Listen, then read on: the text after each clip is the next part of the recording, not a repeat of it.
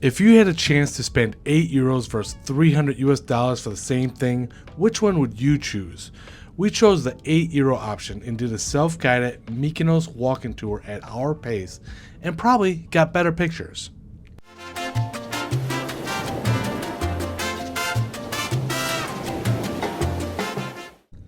Here's how we saved nearly $300 in what food you should try or shouldn't try. Come with us as we show you Mykonos in a day. We were able to spend only 8 euros because we did the sea taxi, which is only 2 euros per person each way.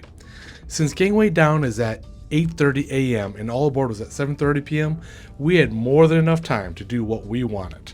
Here was our game plan on how we wanted to get those best pictures and saved all this money.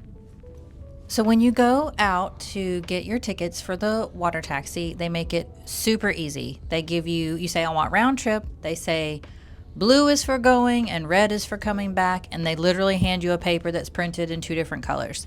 It's super easy. The line was, I'd say, reasonable. It wasn't overly long, and they do cram quite a few people on the taxis. And it's not a long ride at all to get over to Mykonos. Now, you could technically walk, which is about a 30-minute walk and 2 kilometers in distance. However, it's a busy road and not recommended. And there's also not very many taxis. I do want to point that out. There was exactly one person, a young looking boy, that said, would you like a taxi ride? They do, even on the cruise ship, will tell you there's not very many taxis, and there's hardly any cars. So just plan to take the sea taxi. It's not very much, and it's smooth.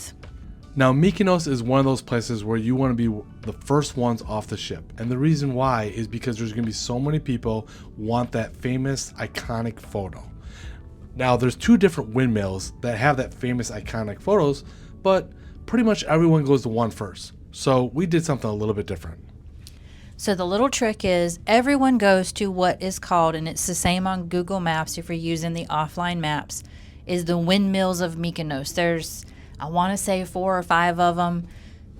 Go to Bonnie's Windmill. It's just a singular windmill. It's all by itself. I think there was exactly 2 people there when we got there. No one goes there. It's actually quite pretty. And the walk up there, I put it into the maps just so that we wouldn't be going totally off the beaten path. It took us down some of the most beautiful streets. It's just like you see on TV. It's just like you would see in a movie. The whitewashed walkways, the whitewashed walls, everything with the blue doors. That walk just going to that windmill was empty, meaning nobody was around except for the people that were living in the houses. It was very great to get the photos and the videos and all the pictures we wanted without having photo bombs or people just walking in front of us. It was very nice. Now, you might want to dress up a little bit nicer than what I did, and I would do that differently if I had to do it all over again. This is probably one of the few, I think this was exactly the first one, that we weren't wearing what I'll call workout clothes. All the other stops we've done on this trip have been very intensive, lots of walking and literally climbing things. This one's not that way. Yes, there's steps everywhere and pathways, but they're not like dirty and nasty and dusty. I actually was able to dress up kind of what I'll call cutesy. I still wore like some Doc Martens just so that I did have good foot coverage and for, the stairs. But everything else, I was able to wear some cute shorts and a cute top and actually have nice pictures. Now, not only are the windmill pictures important, so we did the less popular windmill picture to begin with, and then we start to walk around a little bit, and by not doing a cruise line tour of Instagram pictures or self-portraits, we were able to go off and venture a little bit to many different alleyways, which you're not going to do with a group of 20 or 25 individuals. And there is no one on many of these different alleyways.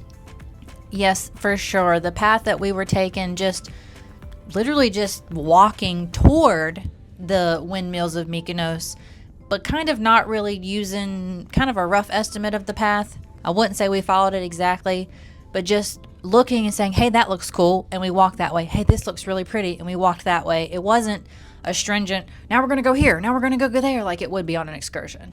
And if you get lost, which you could get turned around a little bit, just go towards the sea, or as soon as you get high enough, you're going to be able to see which way. And of course, you've already downloaded offline Google Maps, and if you have T-Mobile, it worked very well in this port for no extra charge. And it was kind of funny. We actually did hear someone say, keep walking and you'll find the water. It's actually quite true. We got turned around one time, I think, and it was just, well, let's just walk back down, and there was the water. It's not hard. And again, you stumble across those nice little boutiques, kind of a little farther away from the touristy stuff, and it is nicer items, more like what a local would buy, I would say. Not necessarily the tchotchkes you're going to find at all of the shops right by the water. But when you do make it to the windmills of Mykonos, by that time of day, there was not a big crowd because all the excursion groups had already come and gone on to the next spot. And of course, on our way there, we did a little bit of shopping, and we came across a very popular area that said, I love Mykonos, painted on some steps. And it actually had apparently 1 million check-ins is what the shop owner said. There's actually a shop upstairs, which apparently many people don't know about it. We did go in there, and it's a nail salon, and they have massages, and they even have some clothes. I think that maybe they can't figure out what they want to do, but they did have some cute things. Those are very steep stairs, but the store name is listed on the pillow, which most people don't even see. Yes, the name of the shop is La Scala, and as Brian said, it says, I love Mykonos up the steps. Lots of people were coming to take this picture. We did not even know it was a spot, if I'll call it that people kind of flock to. We just thought they had cute stuff hanging up on the walls outside, and that's what made me want to go in the shop. And I will point out, she did mention that her girls that do the salon services also will go to certain resorts upon request and hotels upon request. So if you stay on Mykonos or in the area and you want one of those services, she does offer that type of service where she will come to you. Now, all this walking and looking at stuff got me a little hungry. We saw a video saying, hey, check out Jimmy's Gyros. They're only €6 each, and apparently it's supposed to be fantastic. So we went there, and what'd you think of it? Very okay. But if you watched our video from Athens, that was a superb gyro, and then we also were able to try one later in the cruise in Crete, and best one ever, if not second best from Athens for sure. So make sure you check out our other videos and know the names of where to get a great gyro, however you want to say it. And to make sure you don't miss any content, make sure that you like and subscribe. It also helps our channel, and you don't miss out on our great advice. So after eating, we had to do some more shopping. So we just kind of moseyed along, and occasionally you see these little scooters come through to deliver product, and you just move out of the way. But otherwise, there's no cars going through these tiny streets.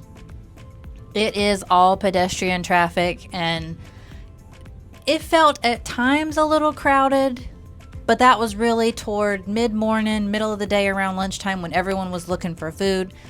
But if you walk along the waterway, it is a wider walking path. It's very beautiful. Lots of opportunities for pictures and great ship shots. And this is the part that we did a little bit later in the day. It's called Little Venice, and it's the part that you enter as you get off the water taxi. We could have spent more time here. There's a lot of beautiful views here and reasonable priced restaurants. So you're looking at about 20-25 euros per person if you were to just get a plate of something. And once again, you have a beautiful view. We did try another recommended place, which ended up being pretty tasty. Yes, Attica Bakeries was right on the water, and it did have like a covered area where we could sit and look at the water, but it was kind of, I'd say, like at the edge of all the activity, which was still okay. It was pretty, it was quiet, and there was a ton of locals in there. I think I saw only one other tourist, so you know it was pretty good. They had both sweet and savory options. We chose all the savory options. What did we eat again? It was like this hot dog thing wrapped in a special thing, pizza type thing, which was okay, but since we were in Italy, not great. And we also tried a It was kind of like a gyro, but in a pita form. I liked that pretty good. It was kind of like a Hot Pocket version of one, but it was good. Everything was pretty good. I'm not going to say it was over the moon, but if you just want something small, that's the perfect place to go. Yes. And so far for shopping, we only picked up two things. We picked up a canvas during that walking through all the crazy maze. And then one of the other things that we like to do is we like to pick up something else other than local. And we found this man hand carving. So as we were walking by the waterway, we saw a man sitting on the little rock wall carving like sailboats and fish Sandstone. and sand and dolphins out of the stones right there from the water. And that was to us, which we tend to do that. We try to pick up unique things from local people. This was just a street artist, and they were so beautiful. It was made out of one of the stones, and we're like, we want that. I mean, a stone from Mykonos, that's pretty cool. And in some of the other shops, we found what I'll call real art. And I say that the prints are lovely, don't get me wrong. But if I'm going to buy a piece of art, I want it to be something that's on the raw canvas where I know it wasn't just reprinted over and over again. These were not. It was a shop right there on the water. They had real paintings, raw canvas that you just take home and frame. And they had nice plastic wrap over the top so that the paint doesn't get chipped off on the way home. They were beautiful. And we took quite a bit of time trying to pick just one. We were almost going to buy more than one. So if that's the type of souvenirs you like, recommend doing that. Looking for those unique pieces and not the same things. And most of the shops by the water, it's all the same stuff. Go farther away.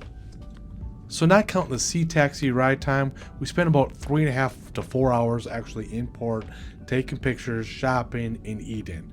In all, we didn't spend over $300 like a tour through the cruise line would have been. We only spent 51 euros. And to break that down was 8 euros for two of us round trip to do a sea taxi, 25 euros, which was the street art, and 18 euros for the canvas. So 51 euros. Now, that's a great deal. You don't need to spend any money. You can just walk around and take in the city for 8 euros. So speaking with other cruise passengers, what we found was some of the excursions actually were to some place called the Ruins of Delos. They were not impressed. It was not much left, I'll say it that way, because if you've done ruins, you know sometimes there's a lot or they've reconstructed it and it looks pretty cool. This was not worth it. And they sounded like they were kind of like, you've seen ruins, you've seen ruins. If you're going to do ruins, do it in Rome. If you're going to do ruins, do it on some of these other ones where it's more iconic and well-known and things like that. Don't waste the money. And they were doing a bunch of these, I think they called them like selfie tours, where they brought you to these specific spots to get the picture. I promise you, you can get those on your own just by walking around. We found these cute little corners with flowering trees and blue doors. There's plenty of spots. Don't waste the money. Just go explore. You're not going to get lost. At no point did we feel unsafe. Everyone was wonderful and amazing and so friendly. Just go and enjoy. And with 10 plus hours in port, chances are you're going to have plenty of time to find your way back. And if you want even better shopping, save some euros for Santorini and, to our surprise, Crete. Be sure to tap or click right here so you can watch one of those videos. We'll see you in the next video. Thanks again for joining us. Be sure to like, subscribe, and share so you don't have to share all this information yourself.